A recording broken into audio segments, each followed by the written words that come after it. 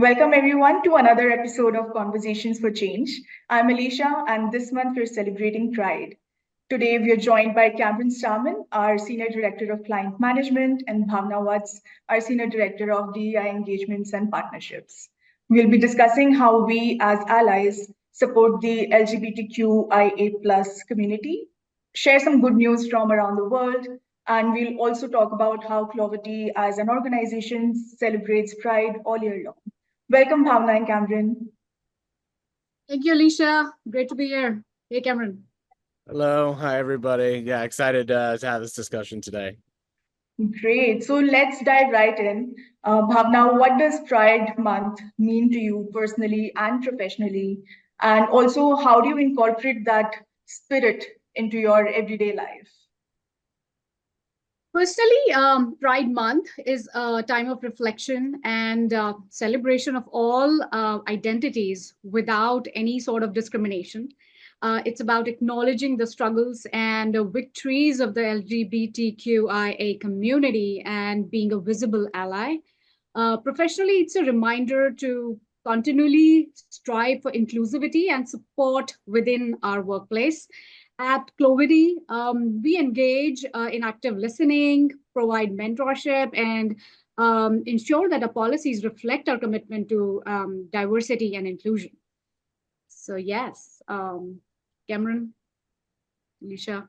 Yeah. Let me just ask Cameron that from your perspective, Cameron, you've been with us at Clovity for over 6 years now. So could you dive in a little bit and tell us how Clovity extends this entire celebration beyond just June?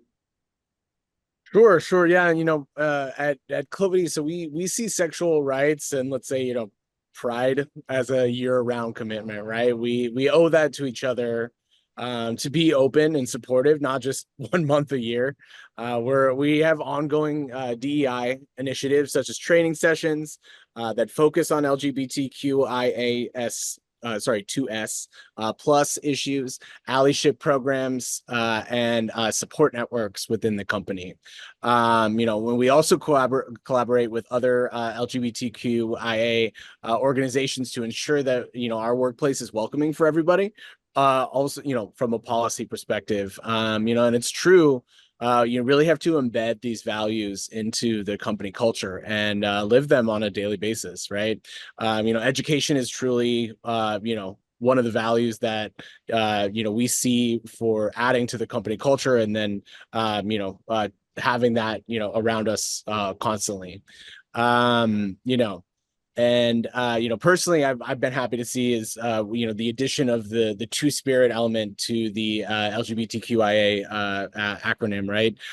That's a really good callback to ancient and indigenous ways of referring to trans individuals. And I think just like with this, the past, they were revered as shamans and spiritual leaders because of the duality of their nature, and giving them basically access beyond the worlds, or beyond what we can traditionally grasp. Now, while some things may be changing in the world around us, I think much of it is just revealing the rich tapestry of the individuals that have been around us the whole time, and letting them be them is only going to help us be better collectively, and everybody deserves that shot. So That's great, and that's actually a really nice. It was actually put very nicely, Cameron, and it's great to see such dedication.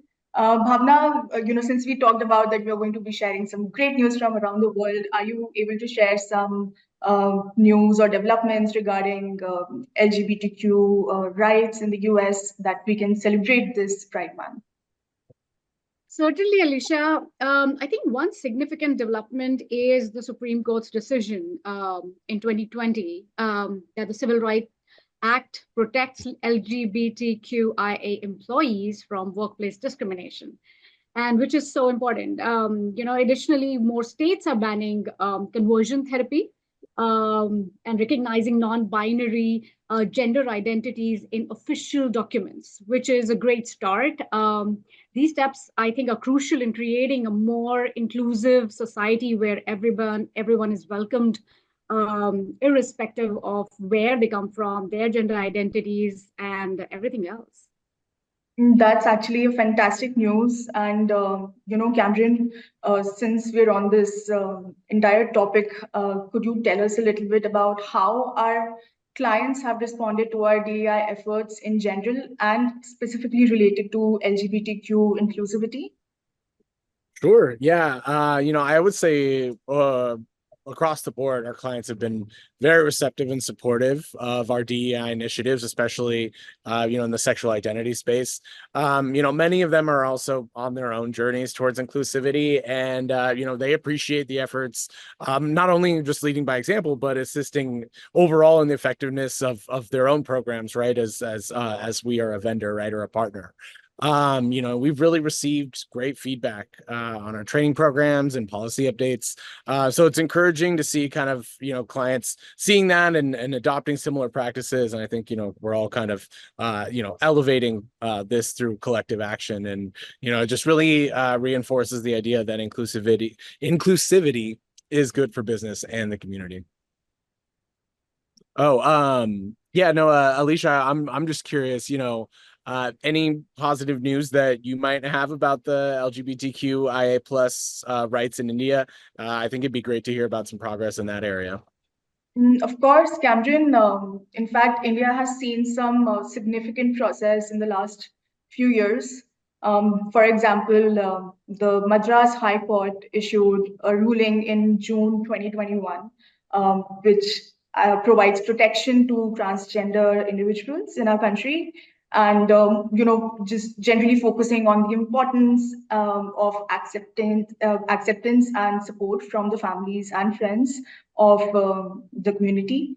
Additionally, like Bhavna mentioned, in the US, India too banned conversion therapy in 2022, which I think was a huge step forward in respecting the LGBTQ rights. Though I think we have a long way to go, these legal bans were, I think, very much needed and necessary for our society's progress. Comparing to where we were and where we are now, I think there's a huge progress, and I'm really happy about that. That's incredible, Alisha. It's really inspiring to see positive changes happening in India. I think any start is a good start, and I hope to see all of this really going on in other countries and how they come up with their own laws, which really changes the whole dynamics in which and the way LGBTQ community is seen as a whole all over the world. It would be good to see. Yeah, absolutely. It's clear that, while progress is being made, there's still a long way to go. Bhavna, what do you kind of think, can be done more to support the LGBT community in our workplaces? Cameron, I believe we really need to focus on education and continuous dialogue with any other thing, like we are having this conversations for change. Unless that dialogue opens up, unless people really discuss about it, I think nothing changes on the ground, which I have always believed in. And yes, you don't have to force people to really talk about it if somebody is not comfortable. But I think it's really important that if somebody wants to talk about it and wants to be wants to really start that dialogue, it's important to give that push. Is where I think companies can come in. So DEI training should be comprehensive and ongoing, not just a one-time event. So we do have those, regular sort of smaller events where things are discussed more openly. Maybe not just in terms of LGBTQ, but overall DEI, overall inclusion. Sure. Creating safe spaces where employees can share their experiences and concerns is very, very essential.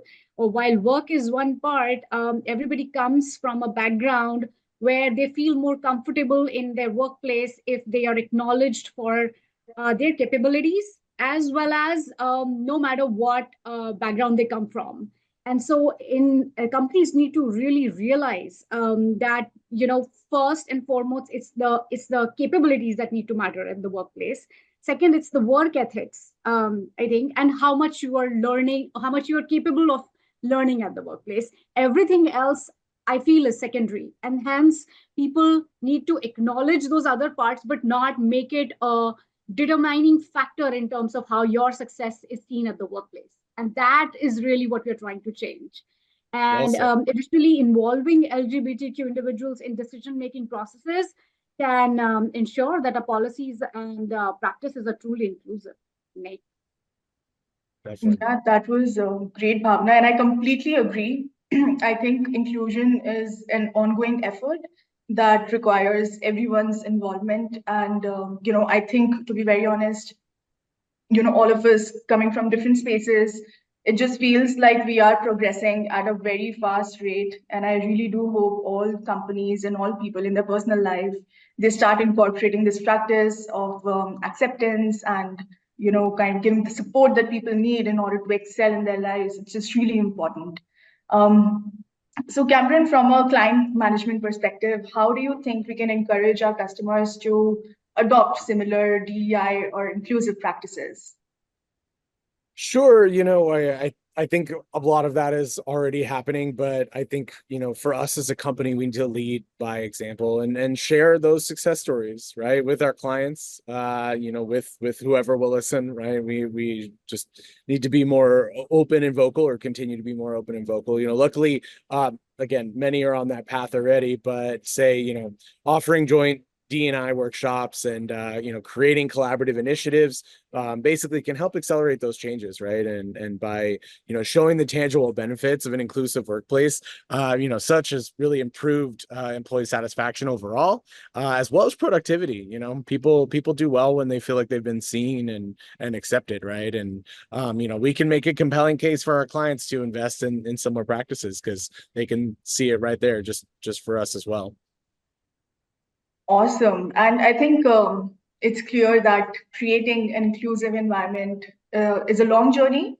And I think that we all need to be committed to it. And honestly, this was a great talk between both of you. And, we will continue to do so even more going forward. But before we wrap up, do either of you have any final thoughts or messages for our viewers?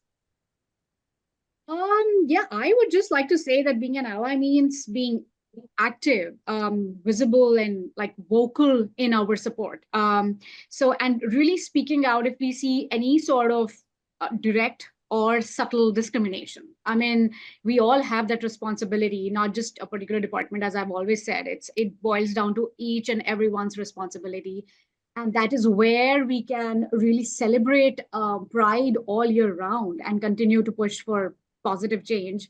It doesn't have to be a month or a year. It just needs to become that behavior, individual behavior, and company behavior. Yeah, I echo Bhavna's sentiment.